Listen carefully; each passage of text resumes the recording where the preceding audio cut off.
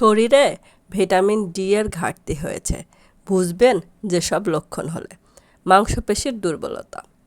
Vitamin D এর অভাবে শরীরের মাংসপেশির দুর্বলতা বেড়ে যায়, বিশেষ করে মাংসপেশি বেড়ে যাওয়া এবং মাংসপেশি কাঁপার মতো সমস্যা হয়ে থাকে।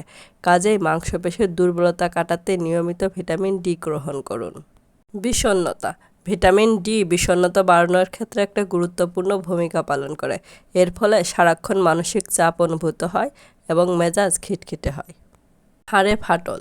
ভিটামিন ডি এর অভাব হলে হাড় দুর্বল হয়ে যায় এবং সহজে ভেঙে যেতে পারে। অনেক সময় হাড়ে প্রচণ্ড ব্যথা হলে বুঝবেন ভিটামিন ডি এর ঘাটতি হয়েছে। দাঁত ভাঙা।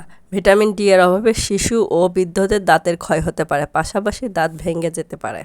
ক্লান্তি ও অবসাদ। ভিটামিন ডি এর অভাব হলে শরীর ক্লান্ত লাগে বেশি এবং অবসাদগ্রস্ত লাগে। উচ্চ রক্তচাপ। ভিটামিন ডি এর অভাবে উচ্চ রক্তচাপের মাত্রা আরও বেড়ে যেতে পারে। অতিরিক্ত চুল পড়া। মাথার ত্বক সুস্থ রাখতে হলে ভিটামিন ডি এর অনেক প্রয়োজন। ভিটামিন ডি এর অভাবে দেখা দিলে নতুন চুল তৈরিতে ব্যাহত হয়। চুল পড়ার সঙ্গে সঙ্গে নতুন চুল গজায় না, সেক্ষেত্রে মাথায় টাক দেখা দিতে পারে। বাড়তি ওজনের কারণ হতে পারে অপর্যাপ্ত ভিটামিন ডি। ভিটামিন ডি এর অভাবে মেলাটোনিন হরমোনের ক্ষরণ করে। নিদ্রা চক্র বজায় রাখতে মেলাটোনিন হরমোন প্রয়োজন। ভিটামিন ডি এর অভাব দেখা দিলে তাই ঘুমের সমস্যা হয়। হাড়, পেশির দুর্বলতা এবং ব্যথা অস্থিসন্ধিগুলোর বিকৃতি এবং দীর্ঘস্থায়ী পিঠে ব্যথা ভিটামিন ডি এর ঘাটতির অন্যতম লক্ষণ। Dark circle.